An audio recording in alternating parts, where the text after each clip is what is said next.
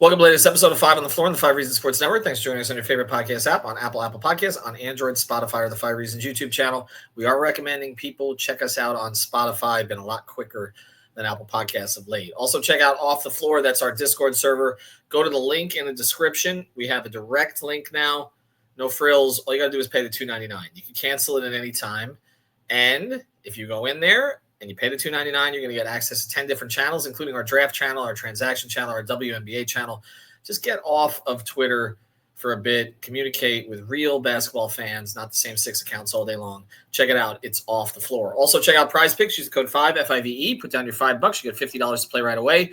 Daily Fantasy Simplified, the official fantasy partner of the Five Reasons Sports Network. Prize Picks is legal again in the state of Florida, and they've got everything that they used to have, basically. Flex Friday, Taco Tuesday today. As we're recording this, Karl Anthony Towns is on there for 16 points, so make sure you get in on that one. Use the code 5, FIVE, but he's not as good as Chris Bosh. I don't know why that was going around today. Use the code FIVE, put down 5, you get 50 to play right away. And now, today's episode. Mercy, luxurious, Heat Nation, yeah, Mercy and Lago, down to Biscayne, yeah, 5 on the floor, ride for my dogs, where here's the thing, you can check the score, hustle hard, couple scars, wearing bubble frogs, down to Biscayne. Kept the floor playing, got it all band. Y'all seen the block, stop with one hand. And Pat we trust, it's about have the guts. We're here to bring the heat, y'all can hang it up. Welcome to Five on the Floor, a daily insider show on the Miami Heat and the NBA, featuring Ethan Skolnick, Greg Sylvander, Alex Toledo, Brady Hawk, and others from the Five Reasons Sports Network. Also, make sure to subscribe to Off the Floor for the most heat anywhere.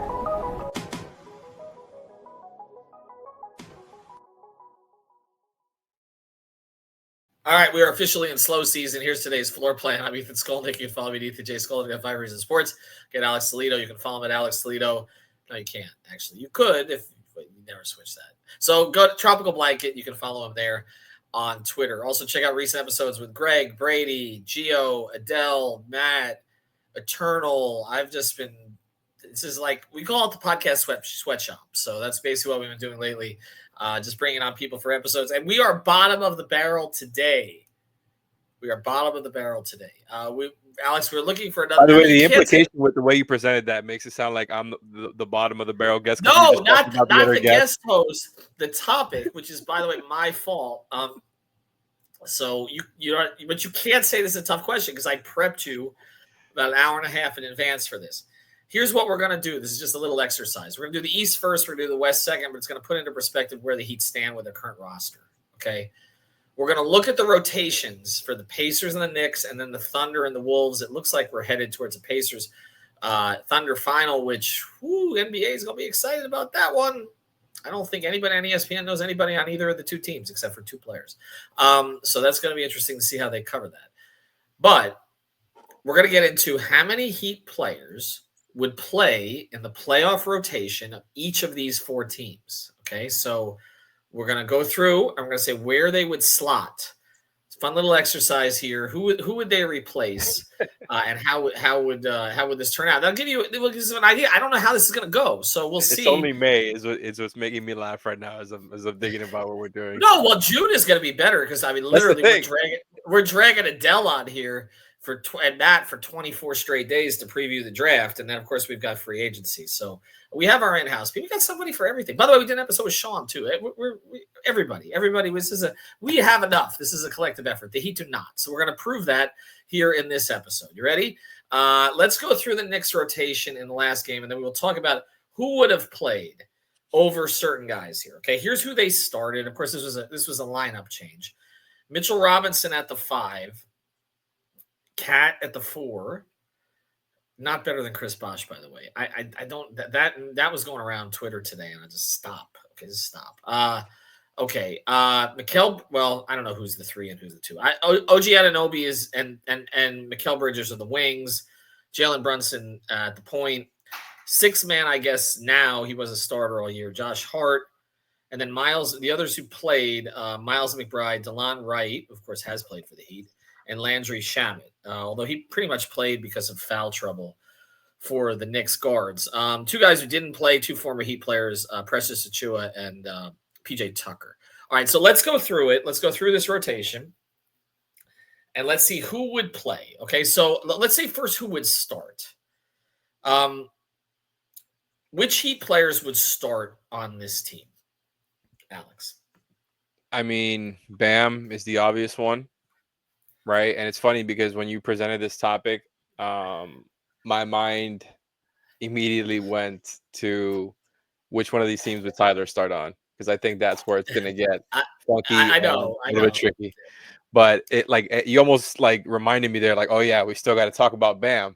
But I think it's a done deal here, especially like whether whichever lineup you want to talk about, because obviously, like you mentioned, Hart was a starter for most of the season and the series there, and that starting lineup was just not performing well by the numbers.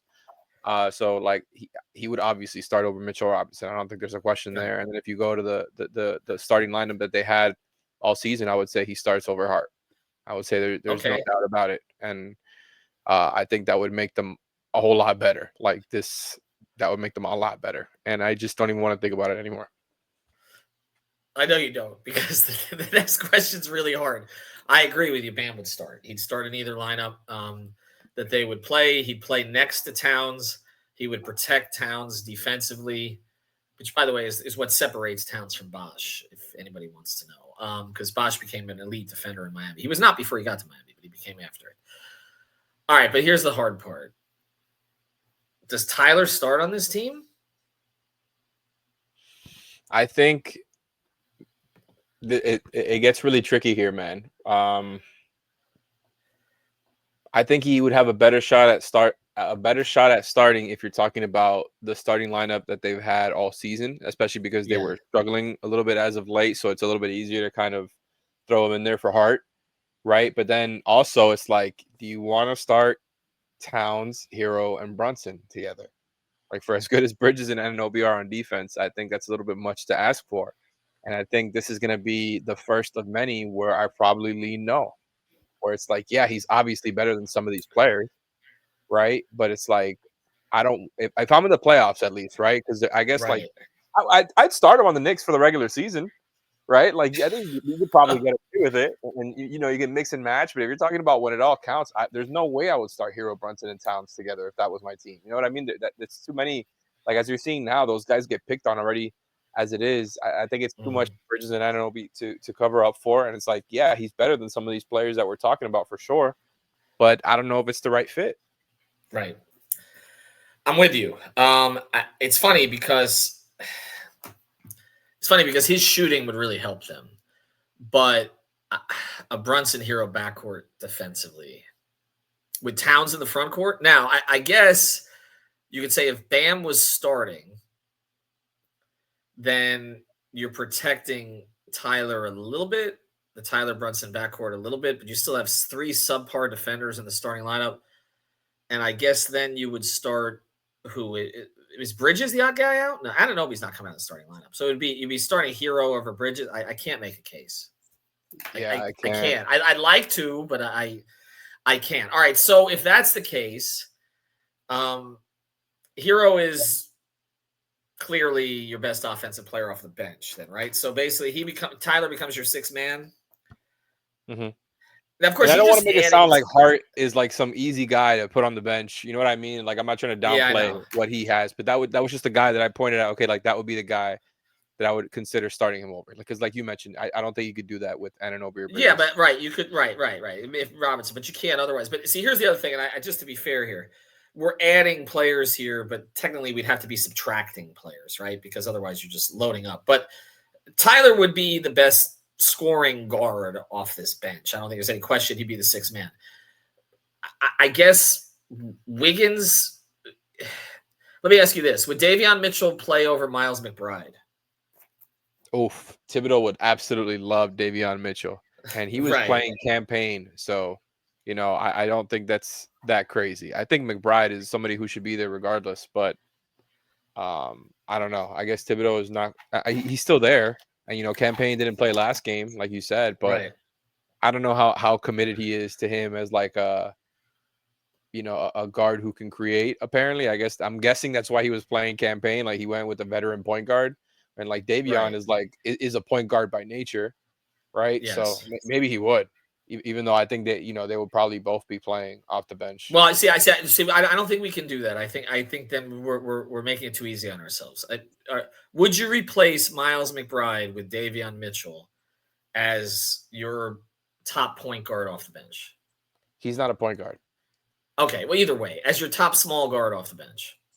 Well, I mean, he can play guard. You're right, like the small guard position for sure. I would probably say no, but like they're playing. You mentioned they're playing Landry Shamet. They were playing Campaign. I think he could easily take that. Right, you know what I mean? Like he can slide in over they're that. playing. Okay, so we're saying that I was trying to get you to pin down whether he'd be the seventh man, but I guess you're saying what about Wiggins? He could be. Well, that's the other one, right? So Wiggins.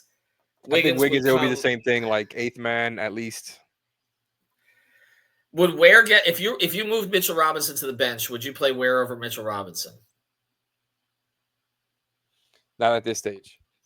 Okay. I know a lot of people are not gonna like that. I don't think it would be like a severe downgrade or anything like that. I think they're kind of similar archetype, but obviously Mitchell Robinson is just way further ahead in terms of experience and body, right? Like it wouldn't be like, oh man, like their chances go out the window with Ware instead of Robinson. But as of right now, like if you're just talking about right now, not building for the future, then yeah, I'm probably leaving the experienced guy in there.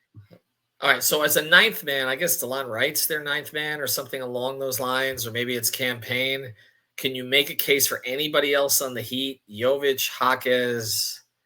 Yeah, for sure. Jovic. Well, over DeLon, right? I mean, because they had DeLon, right? They both were better. Could you make a case obviously for different Terry? types of players? So it's like if he really wants to have another defensive guard, then maybe not. You just glossed over what I asked. Could you make a case for Terry? Absolutely not. What kind of that's not even worth. Terry played ahead of DeLon last year for the Heat. Yeah, when he was still like an average to above average NBA player, like that context, it's almost like not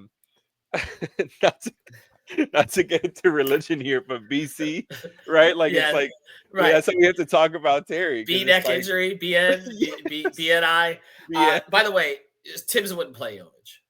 I don't think Tibbs ever had a player like Jovic. I don't think he'd play Jovic. He might play Jaquez. Tibbs is Jaquez was. I don't know. No way. Right, Jovic, it's just better right now. Like I think he. I know. I get it. I like Nico, but I'm just saying I don't know that Tibbs would play. But I guess what we're getting to is the only guy who would start on the Knicks right now is Bam. For sure. Yeah. And Tyler and Wiggins and Mitchell, Davion probably would get. Well, Tyler for sure. Wiggins and probably Davion would get bench slots ahead of who they're playing, probably. So that's kind of where they're at. All right, so let's switch over to the Pacers then, because I don't want to spend too much time on one team. We didn't mention Duncan either, by the way.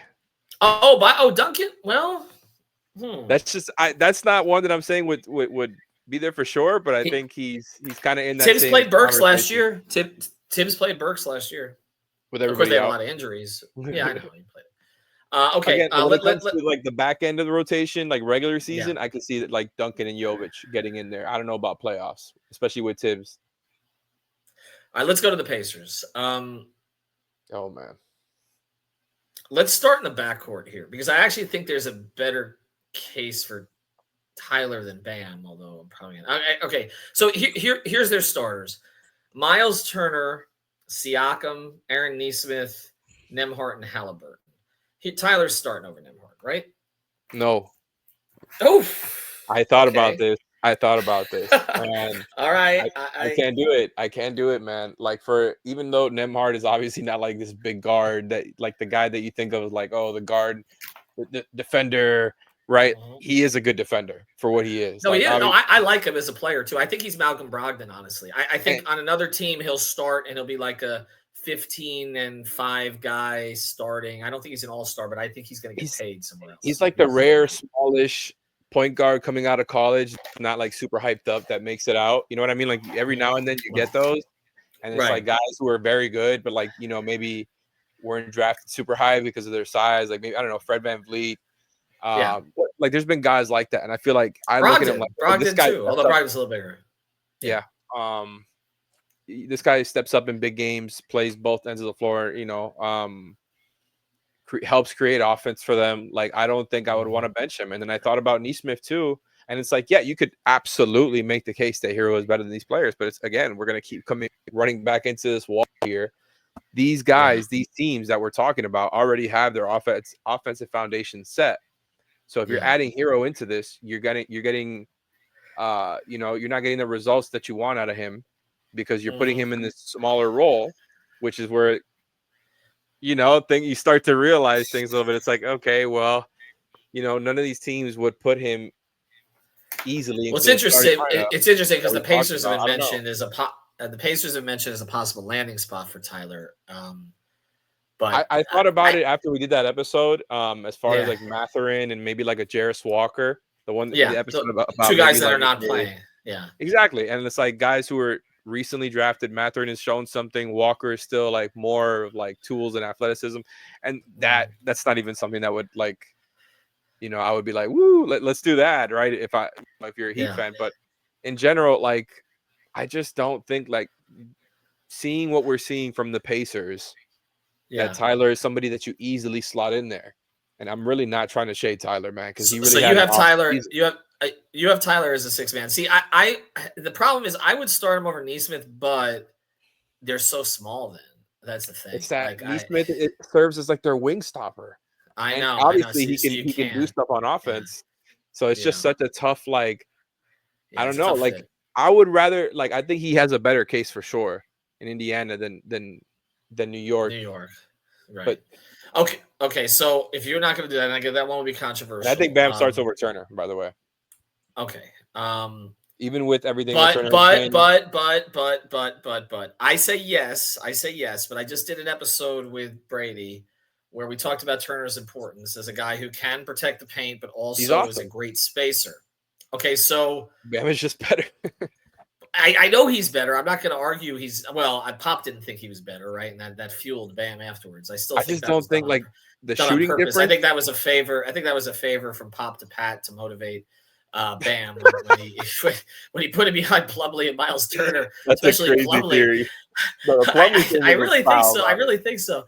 But yes, I would start Bam, but they would look different with Bam and Siakam starting, as opposed to, because Bam's going to have to space then, right? Like the way you're not going to get the 100% best results out of Bam, but I also think like he would be in such an amazing spot as far as offense, where like he can just kind of be this free flowing third option. Where like the same way that you think of Bam on defense, where like he can do all of these things, and obviously he's not anywhere like he's not the level of defender he is. But what I'm trying to say is that like if you take all that responsibility off of him, it's like, okay, Halliburton is the guy setting everybody up. You have Nembhard who helps. You obviously have Siakam who does his own thing. Like you have Neesmith coming off of screens. Like Bam doesn't have a whole lot of scoring responsibility there. He's just kind of playing off and plugging in holes, and you have him as like this kind of like incredible role player, right? And I know that's like a thing with Heat fans who've been calling him just a role player, not worth a max contract and all that. But I think truly like Bam would be in an incredible role if you just put him in the Miles Turner role. It wouldn't be quite comfy when it comes to the spacing, right? Where like Turner can just always be out there spacing, but Bam would be dynamic as a roller there, right? In ways that I think we've almost forgotten about because he's not used as a roller all that much. And I think the spacing difference between them would be mitigated by the other things that he's better at than Turner. Not to mention what it is for defense. Yes, he would start. I'm not going to say he wouldn't start. I'm just saying it would change their offensive look quite a bit. Like the three ball would have to really come around for him in a way that I don't think is quite the same for Miami. But yes, I think he would start. All right, so let's look at their bench now. Well, okay, we're saying Tyler would be their 6th man, right? So that's pretty obvious over whoever it is now. I mean, I guess they have Toppin, Bradley, McConnell, Ben Shepherd all played at least 14 minutes in the last game. Mathurin, like you mentioned, has had trouble getting off the bench. Thomas Bryant's played some. We obviously are familiar with him. Who else would play off the bench? Well, you just mentioned it right there. Where over Thomas Bryant? Like, do we even have to do that case? Right, but Thomas Bryant's not playing, so that's what I'm saying. Would Ware play? He was their backup 5, but he's not. I know, but now they use Toppin as their back. So would Ware play over Toppin? We're talking about like he would make their 10-man rotation, but maybe not their 8-man rotation. Okay. Where right? Okay. And who else? Wiggins going to play off the bench? I think you can make the case for Wiggins over one of their bench guys. Maybe Ben Shepherd. Who else Bradley, did you mention? Bradley or Shepherd? Okay. Right. Okay. So we're gonna take Wiggins off the bench. See, I think Jovic would play for them. Okay. I like I it. think he'd be a good fit for their offense. The way that and the way that they play in transition. Look, a year ago I would say Hawkins would play for them, but again, from what we saw, would Duncan get minutes for them off the bench over Ben Shepherd? I guess, right? Yeah, I Maybe. think Duncan could play over Ben Shepherd because it's kind of a very similar role there, and he's a veteran at it. And I could see him in Indy, actually, to be honest. But also, like I mentioned earlier, by the way, where over Thomas Bryant, I think I don't know if it's needed to be said or not, but where over Tony Bradley as well. Well, that's what I'm saying. Yeah, well, that's what. Okay, so that's basically it. That they're rotating their backup big. Now, yeah. Okay. Here's the. They traded a second-round pick swap for Thomas Bryant, so I should tell you about how hungry they were for backup bigs because of what they had happen to. Like they had Wiseman get hurt, they had Isaiah Jackson get hurt, so like the guys that Thomas were supposed to be their backup bigs. Okay, so because we're all 22 minutes. We haven't even gotten to the West yet. So maybe we'll do that in a second episode. You know what? We should just do that. We can speed through it because we've already kind of hit some of the themes. I don't know. I'm going to give you a tough one. I don't want you to take 12 minutes on this. Davion Mitchell or TJ McConnell?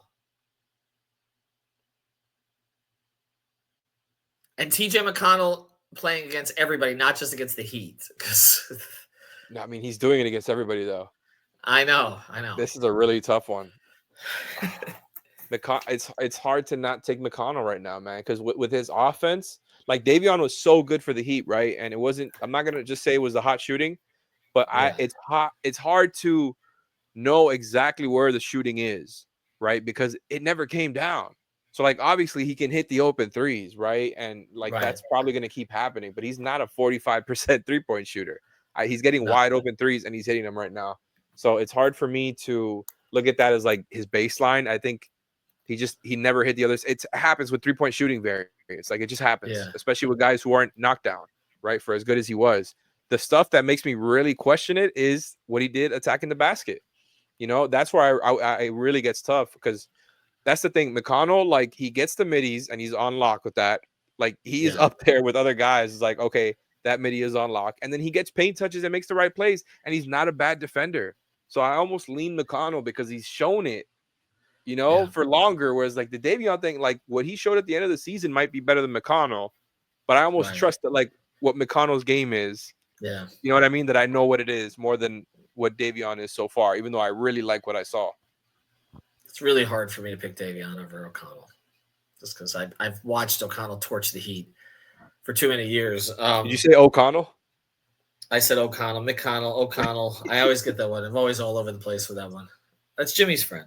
Jovic would play there. Carlisle would find a role for Jovic. Jovic would be better in Indiana than he is in Miami. You agree with that? Their style? Yeah. Very, really like very open floor, read and react off of Halliburton. Like I feel like Jovic would like it off the bench too. Yeah, I think it would. I like that idea. By the way, we're at 23 minutes and we need episodes. So this episode was so good. We're going to give you a part 2. We do want to mention the sponsor before we go then, and then I'll give you a BS 1 minute afterwards. Real Estate Shop. Check them out. Realestateshopfl.com. That's realestateshopfl.com. 2 P's and an E. Javier and Amanda. We'll bring Javier on maybe to talk about this. He's a huge Miami Heat fan. These are your family realtors. They post their family all the time on Instagram. You can follow them at the Fort Lauderdale Realtors. They know what a family needs in this market.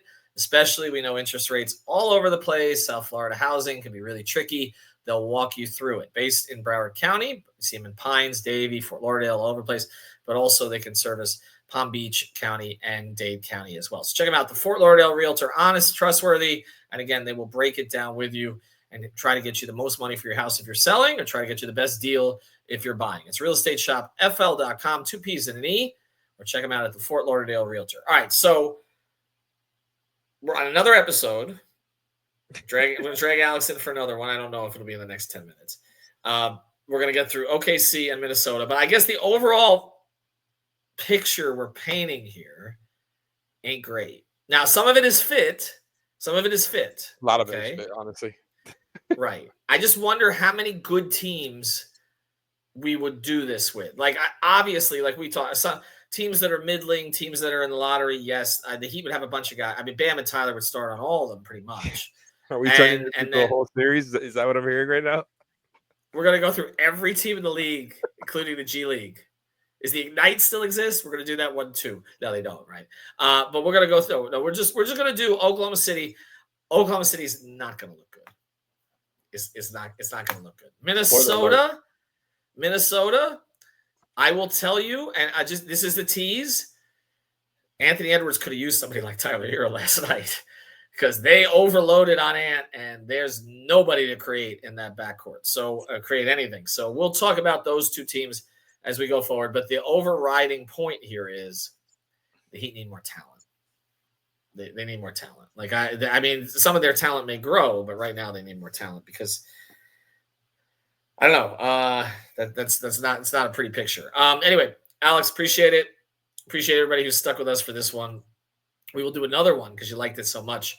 And then I've got an episode for Greg he's not going to like, but that's all right. We'll get into that one later. Have a good one. Thank you for listening to the 5 on the Floor on the 5 Reasons Sports Network. After all, someone needs to listen to my dad.